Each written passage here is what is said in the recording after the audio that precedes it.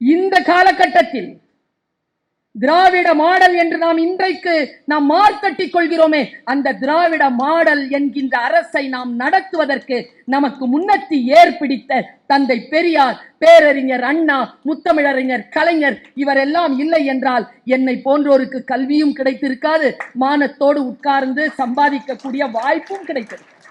ஒவ்வொரு நாளும் 8 தேர் செய்யக்கூடிய தச்சன் ஒரு மாதம் உட்கார்ந்து ஒரே ஒரு தேரின் காலை செய்தால் எப்படி செய்வானோ அப்படிப்பட்ட ஒரு வீரன் எங்களுடைய களத்திலே, முகாமிலே இருக்கிறான். நீங்கள் இந்த முகாமிற்கு வருவதற்கு முன்னால், போர் புரிவதற்கு முன்னால் யோசித்துக் கொள்ளுங்கள் என்று சொன்னாரே, அப்படி தமிழ் இனத்தில் நமக்காக கிடைத்த ஒரு பொருணன் முத்தமிழ் அறிஞர் கலைஞர்.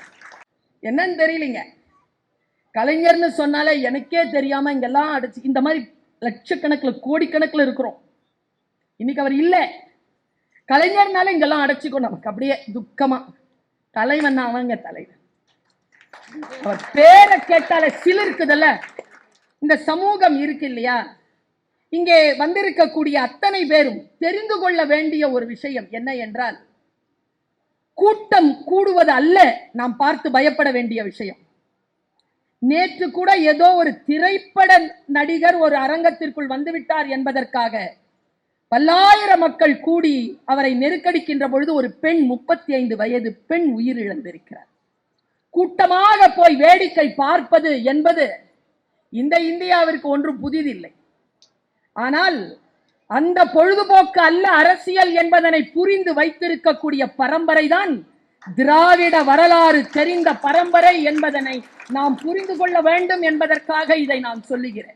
2 விஷயத்தை பெண்களே உங்களுக்கும் சொல்லுகிறேன், எனக்கும் சொல்லுகிறேன், மேடையில் இருக்கும் அத்தனை பேருக்கும் சொல்லுகிறேன், சகோதரர்களுக்கும் சொல்லுகிறேன். 2 விஷயங்கள் தான் வாழ்க்கையில் முக்கியம். 2 கேள்விகளை இன்று இரவு நீங்கள் கேட்டுக்கொள்ளுங்கள். எங்கே நீங்கள் இருக்க விரும்புகிறீர்கள், எதற்காக நீங்கள் நினைவு கூறப்பட விரும்புகிறீர்கள்? 2 கேள்விதான். நான் இந்த திராவிட முன்னேற்ற கழகத்தினுடைய கட்சி சார்ந்த பேச்சாளர் இல்லைங்க, கொள்கை சார்ந்த பேச்சாளர் தான்.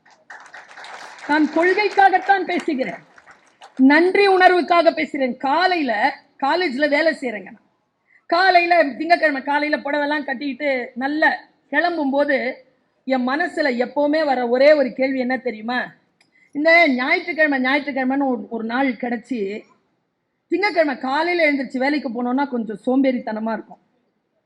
ஒரு வார்த்தை கிடைச்சதுல இருந்து நான் அந்த சோம்பேறித்தனத்தெல்லாம் நினைக்கிறதே இல்லை. ரொம்ப நன்றியோட நான் கிளம்புறேன். வேலை உள்ளவனின் திங்கட்கிழமையை விட வலி மிகுந்தது வேலை இல்லாதவனின் திங்கட்கிழமை. அந்த தலைமை பொறுப்பில் இருக்கக்கூடிய அவரை நான் புகழ்கிறேன், பாராட்டுகிறேன், வரவேற்கிறேன். வாருங்கள், எங்கள் தலைமுறை காக்க எழுந்த சூரியனே, எங்களுக்கு கிடைத்த உதயமே, நீங்கள் வாழ்க என்று நான் வாழ்த்துகிறேன். தேடி சோறு நிதம் தின்று பல சின்னஞ்சிறு கதைகள் பேசி, மனம் வாடி துன்பமிக உழன்று, பிறர் வாட பல செயல்கள் புரிந்து, நரை கூடி கிழப்பருவம் எய்தி கொடுங்கூற்றுக்கு இறை என பின்மாயும் பல வேடிக்கை மனிதரை போலே நானும் வீழ்வேன் என்று நினைத்தாயும், பேரன்பிற்கும் பெருமதிப்பிற்கும் உரிய இந்த மேடையை தன்னுடைய இருப்பினால் சிறப்பு செய்து கொண்டிருக்கும் பெருந்தகை என் அண்ணா என்று நான் எந்நாளும் அழைத்து மகிழும் சென்னை கிழக்கு மாவட்ட கழக செயலரும், இந்து சமய அறநிலைய துறை மற்றும் சென்னை பெருநகர வளர்ச்சி குழுமத்தின் அமைச்சருமாக விளங்கி சாதனை படைத்து கொண்டிருக்கும் செயல் வீரர் மாண்பமை PK சேகர்பாபு அண்ணன் அவர்களே, இவரை போல் ஒரு நாளேனும் சிந்தித்து பேசிவிட மாட்டோமா என்கின்ற ஏக்கத்தை என் பள்ளிக்கூட வயதிலிருந்து எனக்கு தந்து கொண்டிருக்கும் என் அருமை அக்கா மானமிகு அருள்மொழி அவர்களே, மாநகர அன்னை பிரியா ராஜன் அவர்களே, ஏன் தந்தைன்னு தான் இருக்கணுமா, அன்னைன்னு சொல்லக்கூடாதா? எனக்கு முன்னால் பேசிய அன்பு தங்கை முனைவர் சங்கீதா அவர்களே, மேடையில் இடம் போதாது என்ற காரணத்தினாலும் குழுமி இருக்கக்கூடிய கழக தோழமைகளே வணக்கம். இன்றைக்கு நாம் எல்லோரும் கொண்டாடி மகிழக்கூடிய அற்புதமான ஒரு திருநாள். திராவிடம் என்பது புரட்சியின் உதயம், தமிழினம் காக்கவே பிறந்தது கழகம் என்கின்ற மகுட வாக்கியத்தோடு மனித நேயே உதய நாளை மிக சிறப்பாக கொண்டாடி கொண்டிருக்கக்கூடிய தொடர் நிகழ்ச்சியின் 25வது நிகழ்ச்சி. இந்த நிகழ்ச்சியில் நம்முடைய தமிழ்நாட்டின் பெருமைக்கு காரணமாக விளங்கி கொண்டிருக்கக்கூடிய துணை அமைச்சர் முதலமைச்சர் அவர்களுடைய பிறந்த நாளை முன்னிட்டு அவர்களுக்கான புகழ் அரங்கத்தை ஏற்பாடு செய்திருக்கிறார்கள். எப்படி இந்த பேச்சை நான் தொடங்குவது என்று சிந்தித்தபடி உட்கார்ந்திருந்தேன். 25 என்று போட்டிருக்கிறீர்களே, அதைவிட மிக சிறப்பு உதயம் 25 என்று போட்டிருக்கிறீர்களே அண்ணா என்று நான் கேட்டேன். நம்முடைய தமிழ்நாட்டின் தமிழர்களின் பெருமையை உலகிற்கு பறைசாற்றுகின்ற திருவள்ளுவர் சிலை திறந்து 25 ஆண்டுகள். நான் அண்ணனிடத்தில் சொல்லிக் கொண்டிருந்த பொழுது அமைச்சர் அண்ணன் அவர்கள் சொன்னார்கள், திருவள்ளுவருக்கு மிகப்பெரிய பொருட்செலவிலே திருவள்ளூரிலே ஒரு கோவிலை எழுப்பி அதற்கான மிக அற்புதமான செயல்பாடுகளை எல்லாம் நாங்கள் செய்து வருகிறோம் தங்கை என்று அவர் சொன்னார். உதயம் என்கின்ற சொல்லுக்கு பல அர்த்தங்கள் உண்டு. தமிழிலே விழிப்பு, தோன்றுதல், உருவாகுதல், தொடக்கம், ஆரம்பம், நம்பிக்கை என்று அத்தனை பொருள்களும் உதயம் என்கின்ற சொல்லிற்கு உண்டு. அடுத்த தலைமுறைக்கு இவை எல்லாவற்றையும் அள்ளித்தருகின்ற ஒரு தலைவராக நமக்கு திராவிட முன்னேற்றம் கழகம் கிடைத்திருக்கக்கூடிய தந்திருக்கக்கூடிய அற்புதமான செல்வம்தான் நம்முடைய அருமை துணை முதலமைச்சர் அவர்கள். எப்படி இவரை நான் வாழ்த்துவது? இவர் தாத்தாவை நான் வாழ்த்தி இருக்கிறேன், இவர் தகப்பனாரை நான் வாழ்த்தி இருக்கிறேன். கலைஞர் அவர்களை வாழ்த்துகின்ற பொழுது எந்த சொல் கொண்டு அவரை வாழ்த்தினேன்? சங்க இலக்கியம் படித்தவள் நான். சங்க இலக்கியத்திலே ஔவையார் ஒரு பாட்டை சொல்லுவார். பகை மன்னனிடம் போய் களம் புகழ் ஓம்பு மீன் தெவ்விர், களத்திற்கு வருவதற்கு முன்னால் பகைவர்களை யோசித்துக் கொள்ளுங்கள், என்னிடத்தில் ஒரு வீரன் இருக்கிறான். அவன் யார் தெரியுமா? வைகளும் என் தேர் செய்யும் தச்சன் திங்கள் வலித்த காலன்னோனே என்று சொல்லும். ஒவ்வொரு நாளும் 8 தேர் செய்யக்கூடிய தச்சன் ஒரு மாதம் உட்கார்ந்து ஒரே ஒரு தேரின் காலை செய்தால் எப்படி செய்வானோ அப்படிப்பட்ட ஒரு வீரன் எங்களுடைய களத்திலே முகாமிலே இருக்கிறான். நீங்கள் இந்த முகாமிற்கு வருவதற்கு முன்னால், போர் புரிவதற்கு முன்னால் யோசித்துக் கொள்ளுங்கள் என்று சொன்னாரே, அப்படி தமிழ் இனத்தில் நமக்காக கிடைத்த ஒரு பொருணன் முத்தமிழ் அறிஞர் கலைஞர். அவர் கொடுத்து சென்ற அவருடைய தனையன் நம் அன்பிற்கும் பாசத்திற்கும் உரிய தளபதி அவர்கள். அவர்களை வாழ்த்துகின்ற பொழுது எப்படி வாழ்த்துவது? இப்படி நான் வாழ்த்திருக்கிறேன் அவரை.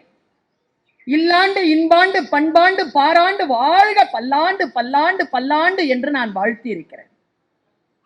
இப்பொழுது நம்முடைய உதயம் அவர்களை, தமிழகத்தின் உதயம் அவர்களை நாம் வாழ்த்த வேண்டும். எந்த சொல்லினால் நான் வாழ்த்துவேன்?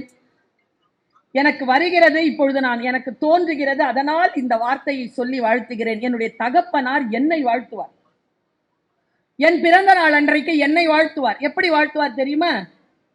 ஜியோ ஹசாரோ சால், ஹர் சால் கே ஹோ தின் 50,000 என்று சொல்லுவார். என்ன அர்த்தம்? 100 வருடங்கள் வாழ் என்று சொல்ல மாட்டார். நீ இன்னும் 1000 ஆண்டுகள் வாழ்க. அந்த 1000 ஆண்டுகளின் ஒவ்வொரு நாளும் 50,000 ஆண்டுகள் வாழ்க என்று சொன்ன என் தகப்பனார் எனக்கு சொன்ன அந்த வாழ்த்தை அப்படியே நான் உதயன் அவர்களினுடைய கால்களிலே நான் சமர்ப்பிக்கிறேன். ஜியோ ஹசாரோ சால், ஹர் சால் கே ஹோ தின் 50,000. இதைவிட தமிழ் புலவன் ஒருவன் அதிகமாக வாழ்த்தினான். யாகசாலை முதுகுடுமி பெருவழுதியை நெட்டிமையார் வாழ்த்துவதாய் சங்க பாடல் ஒன்று உண்டு. திருச்செந்தூர் முருகன் கோவிலுக்கு பக்கத்தில் ஓடுகின்ற பகுருளி ஆற்றின் மணல் எவ்வளவு இருக்கிறதோ அந்த மணலை காட்டிலும் பல்வேறு ஆண்டுகள் நீ வாழ்வாயாக என்று அவன் வாழ்த்திய அந்த சங்கத்தமிழன் வாழ்த்திய அந்த வாழ்த்தை நான் எங்களுடைய இனமானம் காப்பதற்காக எங்களுக்காக கிடைத்த அந்த தலைமையை வருங்கால குழந்தைகள் இதே சுயமரியாதையோடு வாழ வேண்டும் என்பதற்காக நமக்கு கிடைத்த அந்த விடி வெள்ளியை நான் வாழ்த்துகிறேன். என்னை அறிமுகம் செய்கின்ற பொழுது ஒரு சகோதரர் சொன்னார், எதையேனும் பேசுவார்கள், அவர்கள் புதிதாக என்ன பேசுகிறார்கள் என்று கேட்பதற்காக நீங்கள் வந்திருக்கிறீர்கள் என்று சொன்னார். நான் என்ன புதிதாக சொல்லிவிட முடியும் என்று யோசிக்கிறேன். இரண்டு விஷயங்களை நாம் புரிந்து கொள்ள வேண்டும். இந்த சமூகம் இருக்கு இல்லையா, இங்கே வந்திருக்கக்கூடிய அத்தனை பேரும் தெரிந்து கொள்ள வேண்டிய ஒரு விஷயம் என்ன என்றால், கூட்டம் கூடுவது அல்ல நாம் பார்த்து பயப்பட வேண்டிய விஷயம். நேற்று கூட ஏதோ ஒரு திரைப்பட நடிகர் ஒரு அரங்கத்திற்குள் வந்துவிட்டார் என்பதற்காக பல்லாயிரம் மக்கள் கூடி அவரை நெருக்கடிக்கின்ற பொழுது ஒரு பெண், 35 வயது பெண் உயிரிழந்திருக்கிறார். கூட்டமாக போய் வேடிக்கை பார்ப்பது என்பது இந்த இந்தியாவிற்கு ஒன்றும் புதிதில்லை. ஆனால் அந்த பொழுதுபோக்கு அல்ல அரசியல் என்பதனை புரிந்து வைத்திருக்கக்கூடிய பரம்பரை தான் திராவிட வரலாறு தெரிந்த பரம்பரை என்பதனை நாம் புரிந்து கொள்ள வேண்டும் என்பதற்காக இதை நான் சொல்லுகிறேன். ரெண்டு விஷயத்தை பெண்களே உங்களுக்கும் சொல்லுகிறேன், எனக்கும் சொல்லுகிறேன், மேடையில் இருக்கும் அத்தனை பேருக்கும் சொல்லுகிறேன், சகோதரர்களுக்கும் சொல்லுகிறேன். இரண்டு விஷயங்கள் தான் வாழ்க்கையில் முக்கியம். இரண்டு கேள்விகளை இன்று இரவு நீங்கள் கேட்டுக்கொள்ளுங்கள்.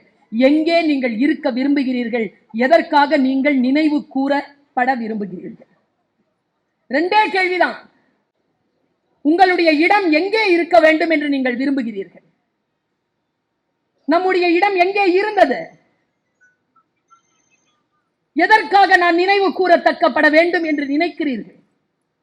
இந்த இரண்டுக்கு காலையிலங்க, திங்கட்கிழமை காலையில புடவை கிட்ட கட்டிட்டு நான் காலேஜுக்கு புறப்படுறேன். நான் இந்த திராவிட முன்னேற்ற கழகத்தினுடைய கட்சி சார்ந்த பேச்சாளர் இல்லைங்க, கொள்கை சார்ந்த பேச்சாளர் தான்.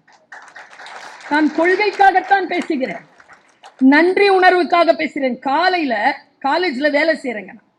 காலையில திங்கட்கிழமை காலையில புடவெல்லாம் கட்டிட்டு நல்ல கிளம்பும் போது என் மனசுல எப்பவுமே வர ஒரே ஒரு கேள்வி என்ன தெரியுமா? இந்த ஞாயிற்றுக்கிழமைன்னு ஒரு நாள் கிடைச்சி திங்கட்கிழமை காலையில் எழுந்திரிச்சு வேலைக்கு போனோம்னா கொஞ்சம் சோம்பேறித்தனமா இருக்கும். ஒரு வார்த்தை கிடைச்சதுலேருந்து நான் அந்த சோம்பேறித்தனத்தெல்லாம் நினைக்கிறதே இல்லை. ரொம்ப நன்றியோட நான் கிளம்புறேன். வேலை உள்ளவனின் திங்கட்கிழமையை விட வலி மிகுந்தது வேலை இல்லாதவனின் திங்கட்கிழமை. அந்த வலி ரொம்ப பெருசு. எனக்கு இந்த வாய்ப்பு கிடைத்திருக்கிறது. தாழ்த்தப்பட்ட பிற்படுத்தப்பட்ட ஒரு வகுப்பிலே பிறந்தவள் நான். எனக்கு கல்வி அளிக்கப்பட்டிருக்கிறது, பேராசிரியர் என்கின்ற பட்டம் கிடைத்திருக்கிறது. பல்கலைக்கழகத்தில் முனைவர் பட்டம் பெற்று டாக்டர் பர்வீன் சுல்தானா என்று சொல்லக்கூடிய வாய்ப்பு எனக்கு கிடைத்திருக்கிறது என்றால்,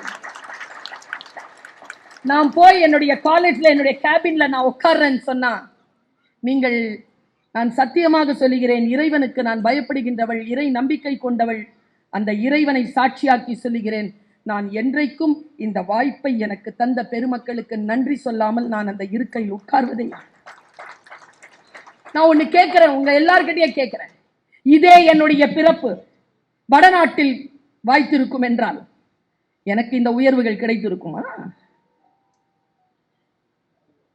இந்த காலகட்டத்தில் திராவிட மாடல் என்று நாம் இன்றைக்கு நாம் மார்த்தட்டிக் கொள்கிறோமே, அந்த திராவிட மாடல் என்கின்ற அரசை நாம் நடத்துவதற்கு நமக்கு முன்னத்தி ஏற்பிடித்த தந்தை பெரியார், பேரறிஞர் அண்ணா, முத்தமிழறிஞர் கலைஞர் இவரெல்லாம் இல்லை என்றால் என்னை போன்றோருக்கு கல்வியும் கிடைத்திருக்காது, மானத்தோடு உட்கார்ந்து சம்பாதிக்கக்கூடிய வாய்ப்பும் கிடைத்திருக்காது.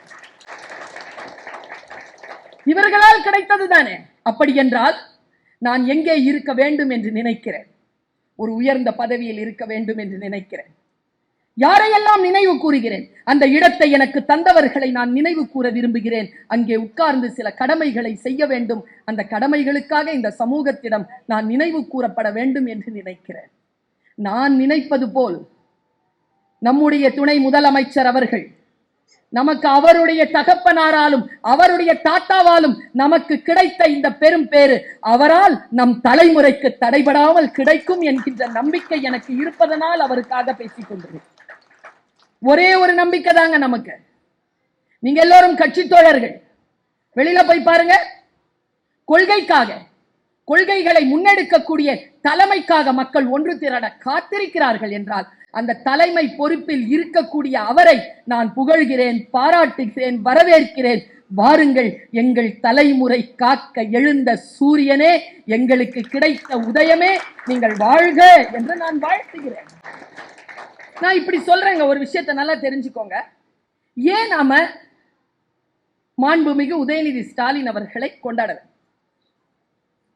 இப்போ பாருங்களேன், இந்த மேடையில் இருக்கிறவங்க எல்லாம் வழக்கறிஞர்கள், பேராசிரியர்கள். இவங்க நீங்க யாரெல்லாம் இந்த கட்சிக்கு எதிரானவர்களோ அங்கெல்லாம் போய் இந்த மாதிரியான நாட்களை கூப்பிட்டு அவங்களெல்லாம் வாழ்த்த சொல்லுங்க. முடியாதுங்க. நாங்கள் பணத்திற்காகவோ வாய்ப்புகளுக்காகவோ அவர்களை புகழ்ந்து பேசுகின்றவர்கள் இல்லை. அவர்களுடைய கொள்கைகளுக்காக, இந்த சமூக நலனுக்காக பேசிக் கொண்டிருக்கின்றவர்கள். நான் உதயநிதி ஐயா அவர்களை ஒரு குறிப்பிட்ட இடத்துல வந்து நிறுத்துறேன். நீங்க சரியா புரிஞ்சுக்கணும், நான் சொல்றதை நீங்க சரியா புரிஞ்சுக்கணும். இது பிரச்சார கூட்டம் இல்லை. ஆனால் பெண்கள் நாம் இருக்கிறோம் இல்லையா? நான் சொல்றேன், இவங்களை பத்தி எனக்கு தெரியாது. பெரியார் சொல்வார், அவன் ஆம்பளை எப்படியோ போறான் அப்படின்னு. எனக்கு நீங்க தான் டார்கெட். நீங்க ஒருத்தரிட மனசுல நினைச்சிட்டீங்கன்னு வச்சுக்கோங்களேன், அந்த குடும்பத்தில் இருக்கக்கூடிய எல்லோரும் உங்களுடைய கருத்திற்குள்ளாக வந்து நிற்பார்கள் என்பதில் நான் உறுதியோடு இருக்கிறேன். சரியா? நீங்க அதை புரிஞ்சுக்கணுங்கிறதுனால நான் சொல்றேன். நான் தொலைக்காட்சியில் ஐயா சமீபத்தில் ஒரு 8 மாதம் இருக்கும், 7-8 மாதத்துக்கு முன்னால ஒரு நிகழ்ச்சியை பார்க்குற, ஒரு 3 நிமிஷ நிகழ்ச்சி. அந்த நிகழ்ச்சியில் ஒரு அம்மா இப்படி நிற்கிறாங்க, கழுத்தில் ஒரு சின்ன முத்து மாலை, தலைமுடி இப்படி இருக்கு, ஒரு 50-55 வயது இருக்கும் அந்த அம்மாக்கு.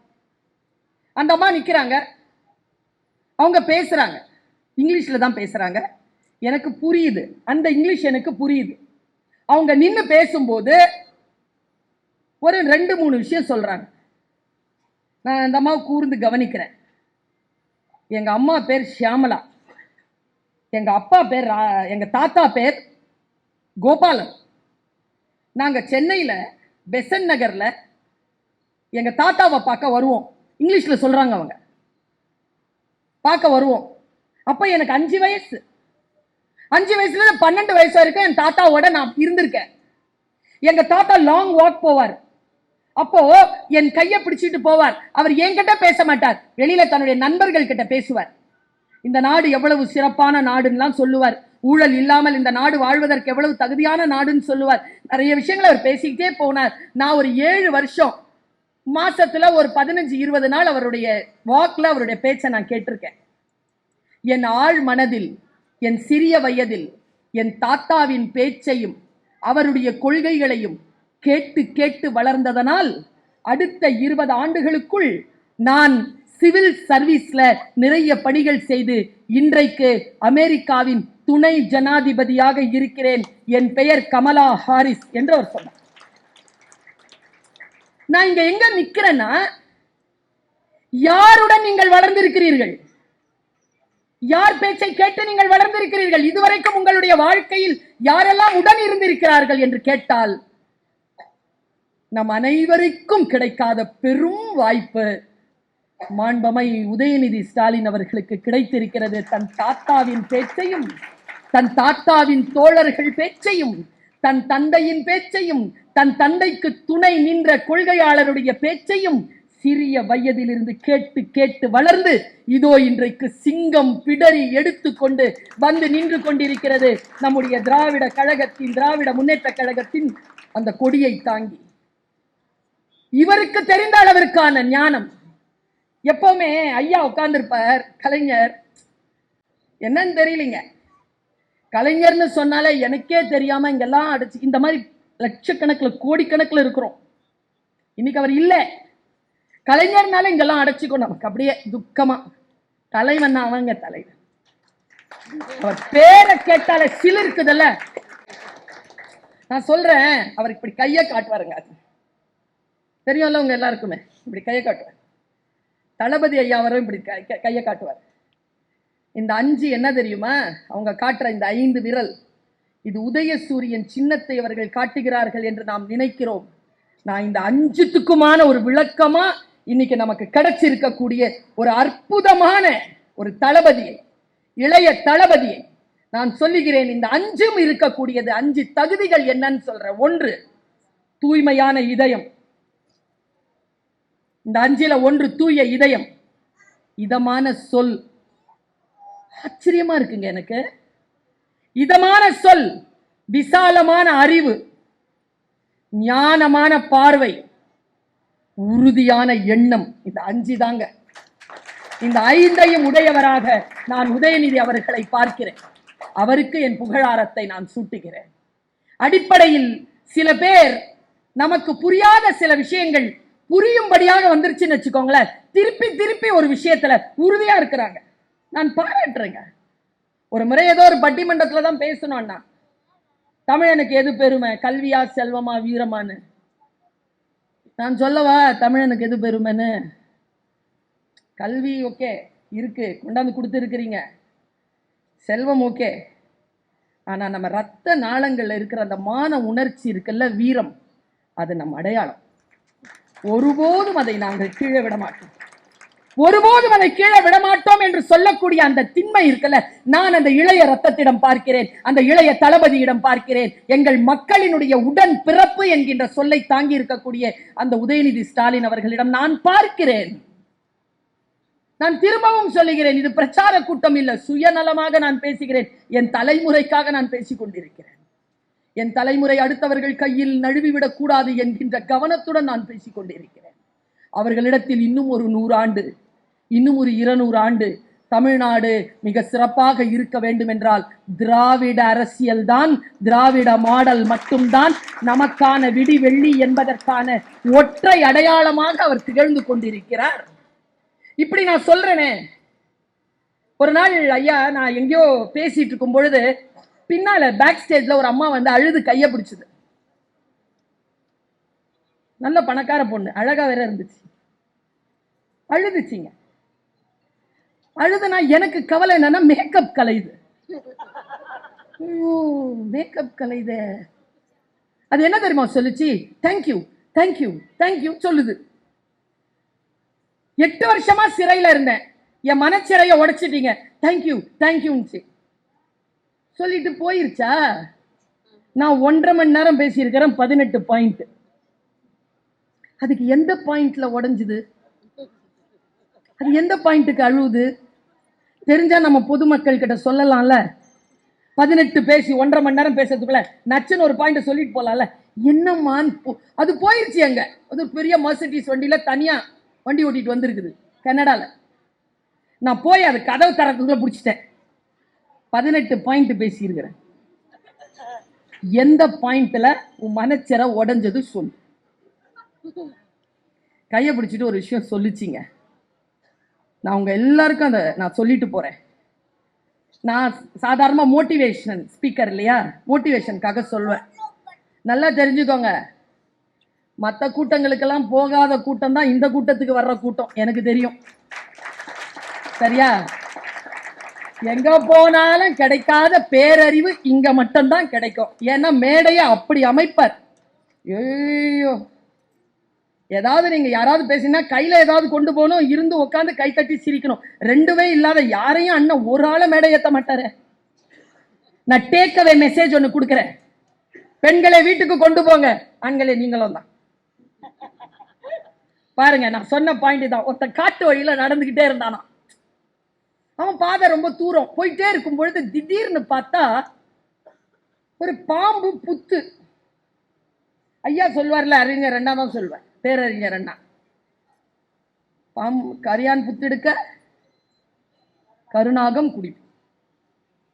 நான் வீடு கட்டி இருப்பேன், எவனாவது வந்து ரிஜிஸ்ட்ரேஷன் பண்ணிட்டு போயிடுவான். சரியா? அந்த மாதிரி சொல்வார், ஆரிய எதிர்ப்ப சொல்வார். ஒரு புத்து இருக்குது, அதுல ஒரு பெரிய கருணாகம் வந்துருச்சு. பார்த்துட்டான் ஒருத்தன், பார்த்துட்டு ஐயோ இது நாகம் இருக்கிற இடம் போல இருக்கு, வேண்டான்னு இடத்த மாத்திட்டான். சரியா? ஆனா பாம்புக்கு அரவம்னு ஒரு பேர் இருக்கு. அது எங்க சத்தம் இருந்தாலும் வந்துரும். நீங்களும் ஜாக்கிரதையா இருங்க. ஜாக்கிரதையா இல்லைன்னு வச்சுக்கோங்களேன், சரியா? நான் என்ன சொல்றேன், அவன் தனியா போறான், ஆனா அவன் சத்தம் கேட்டு அவன் பின்னாலேயே வந்துருச்சு அந்த கருநாகம். கருநாகம் வந்துட்டு இருந்து இவனுக்கு தெரியல, கால்ல கொத்திருச்சு. இப்ப நாம எல்லாருமே கருநாகத்தால் கடிப்பட்ட அந்த மனிதன் வச்சுக்கோங்க. நாம எல்லாருமே, நான் பாம்புன்னு சொல்றது பாம்பு இல்ல, சரியா? உறவா இருக்கலாம், நட்பா இருக்கலாம், கூட வேலை செய்யறவங்களா இருக்கலாம், யாரானாலும் இருக்கலாம்ல. என் காலேஜ்லயே ஒண்ணு இருக்குதுங்க, நல்லா போயிருப்பேன், இப்படி நல்லா தானே வந்திருக்க. என்ன பர்வீன் டல்லா இருக்கிறேன்னு, எப்படி எனர்ஜியாவே இருக்க முடியாதுங்க. எனர்ஜியா இருக்கவே விட மாட்டாங்க. வந்தாலே ஏதாவது ஒண்ணு கீழே போட்டுருவாங்களா? நான் அந்த மாதிரி நாம எல்லாரும் நினைச்சுக்கோங்க, நம்மள பாம்பு கருநாகம். இப்போ நமக்கு இருக்கிறத ரெண்டே வழிதான். ஒண்ணு, அந்த பாம்பு பின்னால போலாம், அதுக்கிட்ட நியாயம் கேட்கலாம். ஏன் என்ன கொத்துன, உன் வழிக்கு நான் வரல, என் வழிக்கு வந்து ஏன் என்ன கொத்துன, ஏன் எனக்கு துரோகம் பண்ண கேட்கலாம் ஒண்ணு. இல்லைன்னா அதை அடிச்சு சாவடிக்கலாம். ரெண்டாவது, கொத்தப்பட்டுட்டோம், விஷம் ஏறுது, பாம்புக்கு பின்னால போகாம விஷத்தை கவனிக்கலாம், விஷ முறிவை தேடலாம். நாம் பல பல நேரங்களில் பாம்பை போய் தேடிக்கிட்டு இருக்கிறோம். கை தட்டுறவர் பாதிக்கப்பட்டவர், சரியா? போறோமா பாரு, நான் சொல்றேன் பாரு, உண்மையா சொல்றேன். நாம என்ன நீயா படமா பாக்குறோம்? கொத்தன பாம்பு வந்து அதே இடத்துல இந்த விஷயத்தை உரியிறதுக்கு பாம்பிடம் எந்த நியாயமும் கிடைக்காது. கொத்தப்பட்டு விட்டோமா, அடுத்த கட்டத்தில் அந்த விஷத்தை இறக்குவது எப்படி என்றுதான் நாம் திட்டமிட வேண்டுமே தவிர, எந்த கருநாகத்திற்கு பின்னாலும் போய் அவர்களை அடிக்க வேண்டுமா, அவர்களை போய் நியாயம் விசாரிக்க வேண்டுமா என்ற அவசியம் கிடையாது என்று திராவிட முன்னேற்ற கழக தோழர்களே, எழுந்து நில்லுங்கள். அடுத்த இதோ வருகிறது, நமக்கான தேர்தல் வருகிறது, சந்திப்போம். நமக்கு எந்த ஒரு விஷயத்தையும் நாம் முறியடிப்போம் என்று சொல்லி தூக்கி நிறுத்த வேண்டுமா இல்லையா? அதற்கான வாய்ப்பு தான் நமக்கு கிடைத்திருக்கிறது, நமக்கு கிடைத்திருக்கிறது. நான் சொல்லவா, வீட்டுல போய் எழுதி வச்சுக்கோங்க இந்த வார்த்தையை. நான் அக்கா கிட்ட கிட்ட சொன்னேன், உதயநிதி அண்ணன் அவர்களை மிக கூர்ந்து கவனிக்கணும். நான்லாம் என்னை போன்றவர்களா, ஏன் தெரியுமா, இந்த இவருடைய பெருமைகளை, இவருடைய சாதனைகளை அடுத்த தலைமுறைக்கு சரியாக சித்தாந்த ரீதியாக, கொள்கை ரீதியாக எடுத்துக்கொண்டு செல்ல வேண்டிய கடப்பாடு நமக்கு உண்டு. ரொம்ப கவனமா நாம அவரை கவனிக்கணும்னு நான் சொன்னேன். ஏன் நான் இந்த தலைவனை நான் நம்முடைய தலைவன் என்று நான் ஏற்றுக்கொள்கிறேன்? ஒன்னே ஒண்ணுதான், ராத்திரி போய் டைரியில எழுதி வச்சுக்கோங்க, நல்ல தலைமை இல்லாத சமுதாயம் தன்னைத்தானே தின்றுவிடும், தன்னைத்தானே தின்றும். நல்ல தலைமை இல்லாத சமுதாயம் தன்னைத்தானே தின்று கொண்டிருப்பதை அன்றாடம் நாம் பார்த்து கொண்டிருக்கிறோமா இல்லையா? இங்க வந்து ஒருத்தர் சொன்னாரு, எதிரணியில் இருக்கக்கூடியவர்கள் எல்லாம் சாய்ந்து போவார்கள். எப்போ நடந்து முடிஞ்சதை ஏன் இப்போ வந்து பேசிட்டு இருக்கிற? எப்பவும் முடிஞ்சு போச்சு. நல்ல தலைமை இல்ல.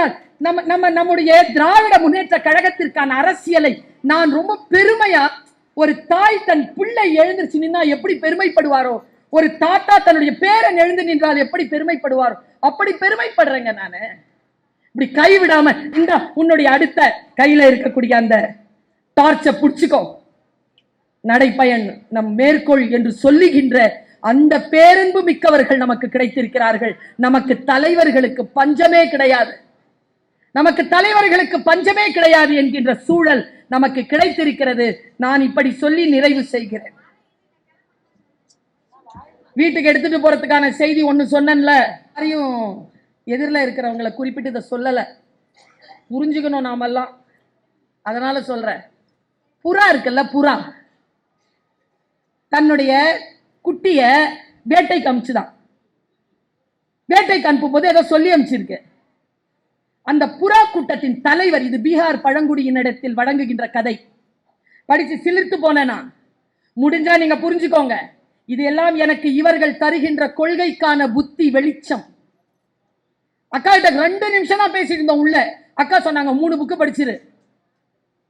தமிழினர் தலைவர் பெரியார், பேரறிஞர் அண்ணாவின் கடிதங்கள், அடுத்ததக்கா நெஞ்சுக்கு நீதி, 6 வால்யூம் படிச்சு முடிச்சு. அவன் எவ்வளவு திராவிட கருத்துக்களில் கொள்கையோடு இருக்கிறானோ அவன் நிச்சயமாக இதை படித்தால், அவள் நிச்சயமாக இதை படித்தால் அடுத்த கட்டத்திற்கு இந்த சமூகத்தை தூக்கி கொண்டு போவாள் என்பதற்காக அவர் சொன்னார்.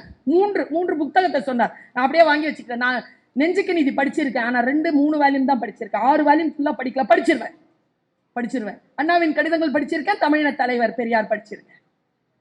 பீகார் பழங்குடியில வழங்கப்படுகின்ற மிகப்பெரிய புத்தி நல்லா தெரிஞ்சுக்கோங்க. ஒருத்தருடைய கடமை என்ன? நான் சினிமா பார்க்க தானே போறேன், உன் கடமை என்ன? நல்லா நடி, அதான உன் கடமை. அதை செய்யாம இங்க வர, அது ஒழுங்கா செய். நான் யோசிச்சு பார்க்கிறேங்க, சில விஷயங்கள் தவறு என்று சொல்லுகின்ற பொழுது என் மக்களே தவறு என்று சொல்லுவதற்கான துணிச்சலை மேற்கொள்ளுங்கள். இது திராவிட உடம்பிலே திராவிடம் ரத்தமாக ஓடிக்கொண்டிருக்கக்கூடிய பிறப்பு. அந்த திராவிட அந்த பிறப்பினுடைய அந்த தன்மான உணர்ச்சியோட நான் கேட்கிறேன். அந்த புறா இன தலைவன் சொன்னான், உன் குட்டிக்கு என்னன்னு சொல்லி அனுப்புன வேட்டைக்கு. அவ சொன்னா, அந்த தாய் சொன்னா, வேட்டைக்காரங்கிட்ட பத்திரமா இருந்துக்கோ. எந்த வேட்டைக்காரன்? குறி வைக்க தெரிஞ்ச வேட்டைக்காரன் கிட்ட பத்திரமா இருந்துக்கோன்னு சொன்ன. தப்பு செஞ்சிட்டியே. ஏன் அவனை வேட்டைக்கு அவனை வெளியில அனுப்பாத, கூப்பிடவன. போய் அந்த தாய்ப்புறா அந்த இளைய புறாவை கூட்டு வந்துருச்சு. தலைவன் முன்னால் விட்டுச்சு. தலைவன் சொன்னான், நீ வெளியில் போக போகிறாய் என்று சொன்னால் 2 விஷயங்களை தெரிந்து கொண்டு போ. வேட்டை தெரிந்த வேட்டைக்காரனை விட நாம் மிக ஜாகிரதையாக இருக்க வேண்டியது வேட்டை செய்ய தெரியாத, அம்புக்கு குறிவைக்க தெரியாத வேட்டைக்காரனிடம். ஏன்னா அவன் அவனை தானே அடிக்கிறான்னு நீ இருப்ப. ஏன்னா அவன் அம்பு அங்கதான் இருக்கும். 23ஆம் எண் புலிகேசி மாதிரி அது இங்க வந்து சென்ற. வேட்டை தெரிந்த, அம்புவிட தெரிந்த வேட்டைக்காரர்களை அடையாளம் கண்டு கொள்ளுங்கள் என் மக்களே. அதே போல வேட்டையே தெரியாமல், அம்பு விடவே தெரியாமல் காட்டிலே வந்து நிற்கிறார்களே, அவர்களிடத்தில் இன்னும் ஜாகிரதையாக இருங்கள். ஏனென்றால் அவர்கள் அபாயகரமானவர்கள். அவர்களிடம் இருந்து நாம் சில விஷயங்களை, நம்முடைய மானத்தை, நம்முடைய சுயமரியாதையை, நம் தலைமுறையை நாம் காத்துக்கொள்ள வேண்டும் என்றால் நமக்கு கிடைத்திருக்கக்கூடிய, இயற்கை தந்திருக்கக்கூடிய அற்புதமான வாய்ப்பை பயன்படுத்திக் கொள்ள வேண்டும் என்பதற்காக என் தமிழால் அவருக்கு புகழாரம் சூட்டுகிறேன். அவர் இன்னும் இன்னும் வாழ்க. அந்த சங்க தமிழன் சொன்ன அந்த சொல்லால் நான் அவரை மீண்டும் வாழ்த்துகிறேன். நீ இன்னும் இன்னும் வாழ்க என் சகோதரா. எவ்வளவு வருடம் வாழ் தெரியுமா? பகுருளி ஆற்றின் கரையிலே ஓடுகின்ற அந்த நீருக்கு பக்கத்தில் இருக்கும் மணலின் எண்ணிக்கையை காட்டிலும் உன்னுடைய ஆயுள் பெருகட்டும், உன் புகழ் பெருகட்டும். உன் புகழ் பெருக பெருக உன் இனமான எங்கள் தமிழினம் நாங்களும் உயர்வோம். உனக்கு பின்னால் அணிதிரள்கிறோம். தலைவன் இல்லாத சமுதாயம் தன்னைத்தானே தின்றுவிடும் என்பதற்காக உன்னை தலைவனாக ஏற்றுக்கொண்டு உனக்கு பின்னால் வருவதற்கு தயாராக இருக்கிறோம் என்று சொல்லி அவருக்கு என்னுடைய பிறந்த நாள் வாழ்த்துக்களை சொல்லி நிறைவு செய்கிறேன். நன்றி, வணக்கம்.